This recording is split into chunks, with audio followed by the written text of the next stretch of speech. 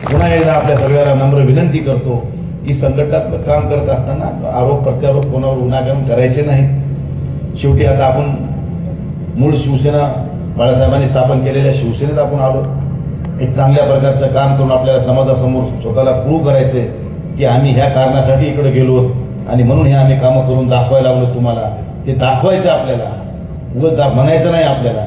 त्यामुळे आपल्या सगळ्याची आता नैतिक जबाबदारी आहे की सगळ्यांनी चांगल्या प्रकारे काम करावं. कोण आरोप प्रत्यारोप काय करते त्याकडे बघू नका.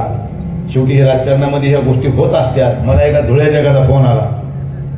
मी म्हणलं बाई तू कुठला आहे? ते म्हणलं धुळ्याचं. तू मला कशाला सांगतो? माझ्या मतदारसंघातले लोक ज्यांनी मला मतदान केले ते मला विचारतील, तू कशाला विचारतो मला? म्हणजे असे काही लोक फोन लावून काहीतरी वेगळं वाकडं तिकडं बोलायचं, मग ते व्हायरल करायचं, हे जरा धंदा सुरू केला काही लोकांनी. त्याच्यापासून सावध राहा. उगाच कोणाला काही डोचू नका, कोणाला काही म्हणू नका. राजकारणामध्ये काही लोक आरोप प्रत्यारोप करीत असते ते आपण सहन करायचे.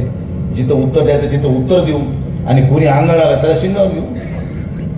आता राऊत साहेब म्हणले की बाबा आम्ही तुडवा, तुझ्या आयला तू काय तुडणार आहे आम्हाला? राऊत साहेब एक मोठा वक्ता आहे. देशाच्या राजकारणामध्ये एक स्वतःची उंची निर्माण करणाऱ्या व्यक्तीनं तुडवायची भाषा करू नये. तुम्हाला कधी निवडणूक लढूनच माहित नाही. सर्वसामान्य माणसाची काय अडचण आहे, लोकांच्या काय गरजा आहेत हे जनतेतून निवडून आलेल्या लोकप्रतिनिधीला कळू शकतो. हे डायरेक्ट झालेत ना, त्यामुळे ह्याला खालचं काहीच माहित नाही.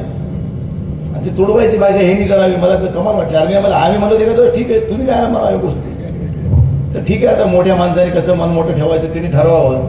परंतु मी आज तुम्हाला या व्यासपीठावरून सांगतो की आपल्या पक्षाचे जुने नेते आदरणीय उद्धवजी ठाकरे साहेब असतील किंवा आदित्य ठाकरे असतील, हे दोन व्यक्ती आपल्या विरोधात काही जरी बोलले तरी आपण एकानेही त्याच्यावर प्रतिक्रिया द्यायची नाही.